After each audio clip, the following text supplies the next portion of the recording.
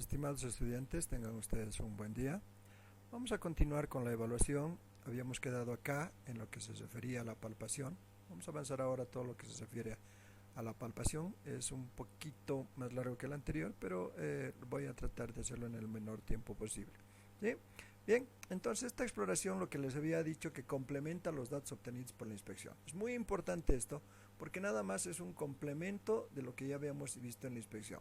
Vamos a añadir estos aspectos, que es la sensibilidad, en realidad del dolor, la elasticidad de la expansibilidad torácica y la intensidad de las vibraciones vocales, que es lo que vamos a ver: dolor, expansibilidad y las vibraciones vocales, que son muy importantes. Pero para eso vamos a hacer algún tipo de aclaraciones y lo que se denomina orientaciones. Primero, preguntarle al sujeto previamente si existe dolor espontáneo en alguna parte del tórax. Por supuesto, no vamos a ir directamente al palpar, por ahí hay un segmento que sí realmente le está doliendo y mucho, y nosotros vamos a exacerbar ese dolor. Por eso le vamos a preguntar previamente si le duele y si es el dolor espontáneo. Examinar las áreas previamente dolorosas, ¿sí? ¿Cómo? Con la punta de los dedos. ¿Qué vamos a palpar? Espacios intercostales buscando inflamación, asimetrías o abovedamientos o retracciones, y si el dolor es provocado. ¿Qué vamos a observar? Observar cantidad y calidad de la masa muscular, sobre todo en la pared torácica, que es la que nos está interesando. Vamos a palpar alrededor de cualquier herida de las conexiones de procedentes invasivos como tubos endotraqueales o catéteres endovenosos si es que el paciente estuviera internado. Vamos a palpar esas zonas generalmente donde hay conexiones de procederes invasivos, donde se procede invasivamente, ¿sí? Hay dolor, o donde hay tubos endotraqueales o catéteres endovenosos, generalmente hay dolor. Vamos a ir a palpar ahí si realmente hay demasiado dolor y si este proviene de esos procederes invasivos o de otro tipo. El esternón, los cartílagos costales, las costillas, los espacios intercostales, la columna, jamás deben ser dolorosos al palpar. ¿Qué quiere decir? Que yo voy a palpar espacios intercostales, no tiene que haber dolor. Cartílagos costales, no. Columna, no. No tiene que haber dolor, ¿sí? Normalmente cuando se palpan los músculos, estos tienen que palparse lisos y simétricos. Muy bien, esto es un poquito, aquí me voy a detener. Por lo general, los músculos se palpan así en nuestro medio, y sabemos que, especialmente los que vivimos en La Paz, tenemos la musculatura muy diferente, ¿sí? Por la posición que nosotros adoptamos generalmente por caminar, especialmente en la ciudad de La Paz, de subidas y bajadas. Tenemos una gran cantidad de contracturas musculares, que nada más lo vamos a identificar como problemas musculoesqueléticos, dolor musculoesquelético, que posiblemente nada tengan que ver con problemas realmente respiratorios, ¿sí? Podemos palpar lo que se denomina un sonido cangloroso anormal producido cuando se palpa aire en el tejido celular subcutáneo, especialmente en pacientes edematizados. Cuando ustedes van a palpar pacientes edematizados, muchas veces pueden encontrar bolsitas de aire ahí que van a sonar como una crepitación. Muy bien, vamos a pasar ahora a la expansibilidad o elasticidad torácica. Pueden realizarse con un abordaje, sea este posterior o un abordaje anterior, ambos, ¿sí? Vamos a ver el posterior. ¿Qué dice aquí en la textual? Dice: coloque las manos sobre la región posterolateral del tórax como si estuviera agarrándolo con los pulgares a nivel de la 10ª costilla, apuntando hacia la columna. Traccionar ligeramente, etcétera, etcétera, para ver qué. Vamos a ver la expansibilidad torácica en un abordaje posterior. ¿De qué estamos hablando? Fíjense, de esto, ¿sí?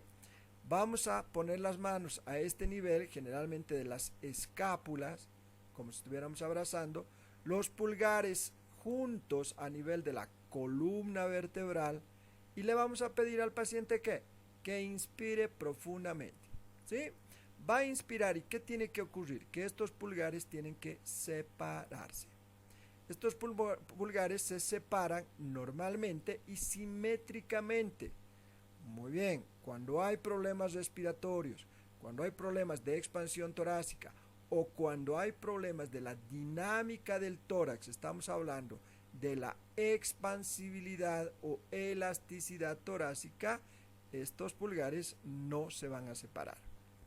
Estos pulgares o ambos no se separan o solo se separa uno, indicando que sí, en este hemitórax puede haber expansibilidad, pero acá puede haber retracción o no puede ser normal la dinámica del movimiento torácico, ¿sí? Esto en la parte posterior.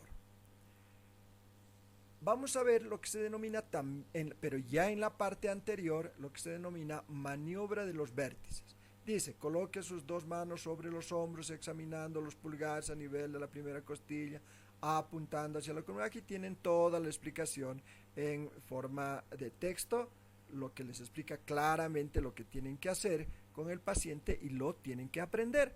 ¿De qué se trata? Mucho más facilito mostrarles en imagen esto, ¿sí? Colocar ahí las manos, los pulgares un poquito por debajito de la horquilla del esternón, juntos los pulgares, pedir al paciente que inspire profundamente y estos dos pulgares, ¿qué tienen que hacer? Separarse, como en el anterior. Pero puede ocurrir que en esta zona apical del tórax los pulgares no se separen o se separen asimétricamente. Puede moverse uno y no el otro, o puede moverse uno más que el otro, etcétera, etcétera, ¿sí? Y los registrarán también como un movimiento apical del tórax normal o con retracción de ambos hemitórax en su expansibilidad o no. Este también es un abordaje anterior y dice, coloque sus manos en la región anterolateral de cada hemitórax con los pulgares dirigidos hacia el esternón.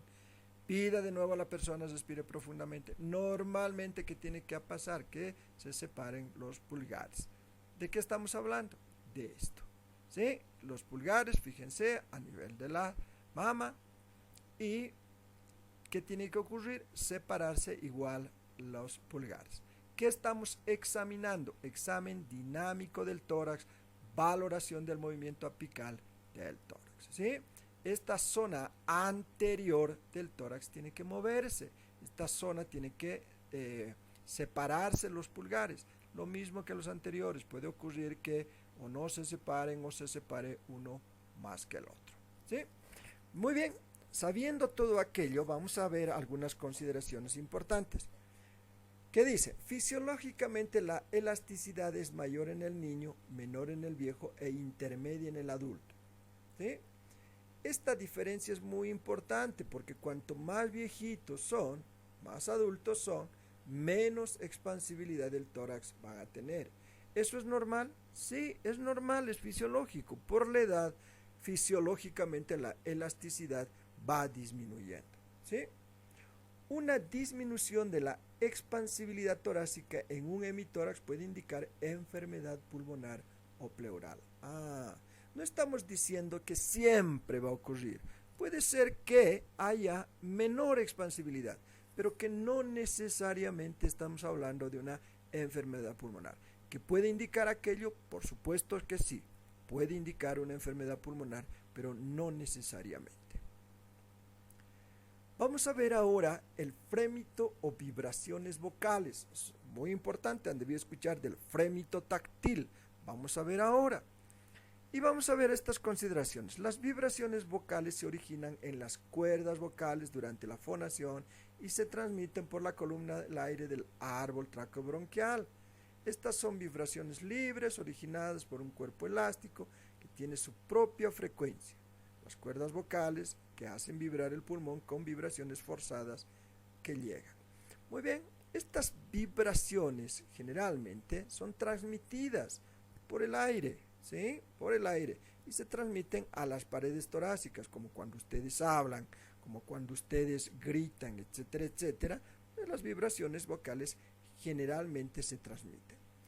Estas vibraciones forzadas del pulmón se transmiten a la pleura y a la pared torácica donde las palpamos. ¿Qué quiere decir? Que esa vibración, primero, va a ir a vibrar a la pleura y posteriormente a la pared torácica, ¿sí? Y este es el examen del frémito táctil, vibración palpable de la pared torácica en la región dorsal. En esta región se solicita al paciente, por ejemplo, repetir 99, puede repetir 33 también, y aumenta las vibraciones. Ustedes ponen sus manos aquí, van a sentir eso y van a sentir el frémito táctil, ¿sí? Disminuye en el neumotórax o derrame pleural, pero aumenta en las atelectasias o el edema pulmonar. ¿Qué quiere decir? Que vamos a sentir muy fuerte cuando haya atelectasias o edema, pero no vamos a sentir casi nada, ¿sí?, cuando haya neumotórax o derrame pleural, ¿sí? Muy bien, aquí hay algo muy importante. Por física sabemos que la conducción de una vibración sonora será tanto mayor cuanto la frecuencia del sonido se acerque más a la del cuerpo conductor. Es física pura. Pulmón normal de 90 a 130 vibraciones por segundo. Voz del hombre de 100 a 130 vibraciones por segundo.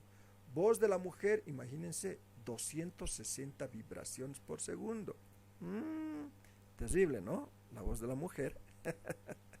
Vean ustedes que esta vibración de 260 casi duplica a las vibraciones por el hombre. Por eso se dice que muchas veces los hombres no escuchamos a las mujeres, porque sus vibraciones vocales por segundo son completamente diferentes a las de los hombres. O sea que, mujeres, por favor, no se quejen, es por esto.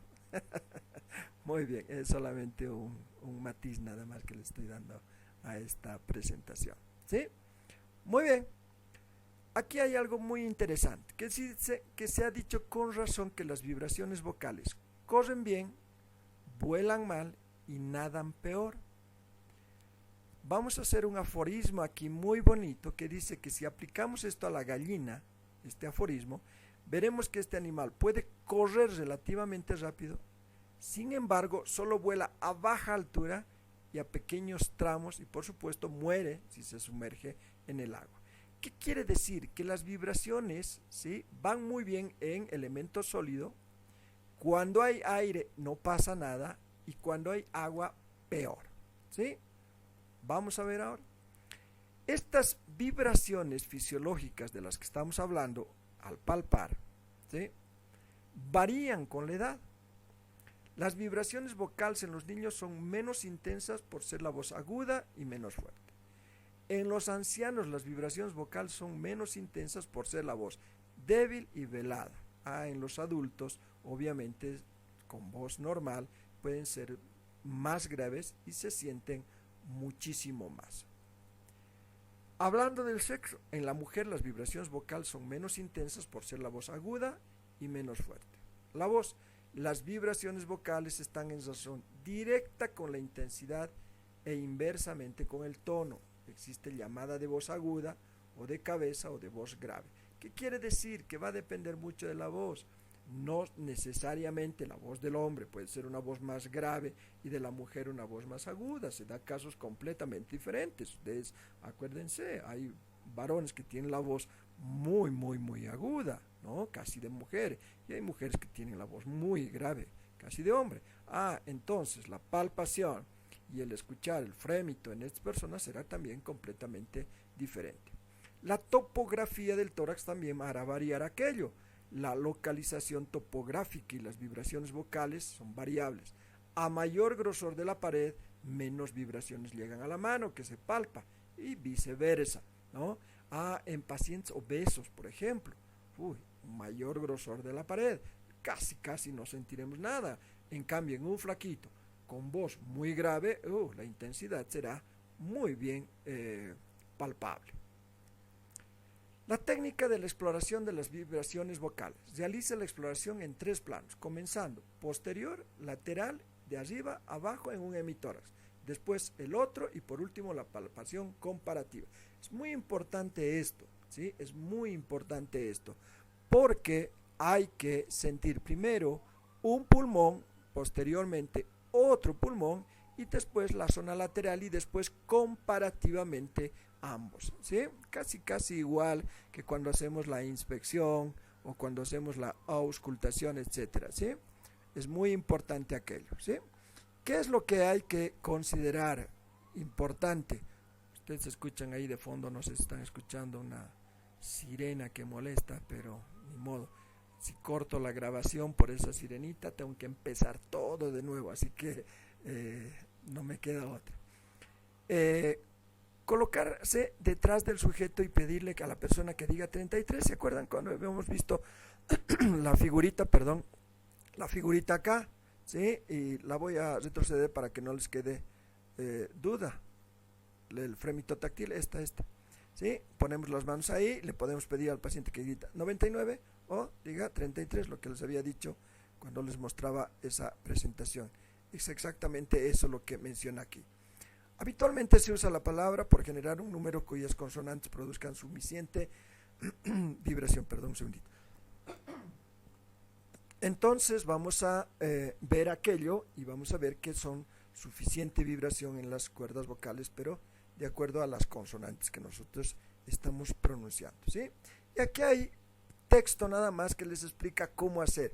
Apoyar la mano sobre el hemitórax derecha del plano paralelo al eje transversal. No quiero leérselos todo porque parecería un karaoke que se lo estoy haciendo. Nada más les estoy mostrando esta diapositiva para que ustedes tengan en texto todo lo que es referente a esto y lo puedan estudiar y lo puedan aprender, ¿sí? Es muy importante y es conveniente explicar bien al sujeto no solo consiste la técnica, sino la seriedad de la prueba que se utiliza. Es muy importante esta partecita. ¿Por qué? Porque ustedes tienen que ir, mientras están realizando la exploración del sujeto, mientras le están palpando al paciente, ustedes saben que no es bonito que lo estén tocando, que lo están hurgueteando, otra vez la sirenita. No es bonito que estén haciendo esto. Entonces hay que explicarle al paciente por qué están haciendo esto, cuál es la importancia, qué es lo que ustedes están buscando y qué van a encontrar, ¿no? Un buen trato al paciente cuando se está haciendo la evaluación va a mejorar esa técnica y sobre todo comodidad para el paciente, que es lo que se quiere, ¿sí? Bien, con eso hemos concluido esta parte de la palpación. Les había dicho lo más sucinto posible y lo más importante, ¿sí? Algo que me importaba, muy importante: si no se encuentra ninguna evidencia de alteración, regístrese por escrito: vibraciones vocales conservadas. Y si no, van a notar alguna particularidad que ustedes vayan encontrando, ¿sí? Muchas gracias.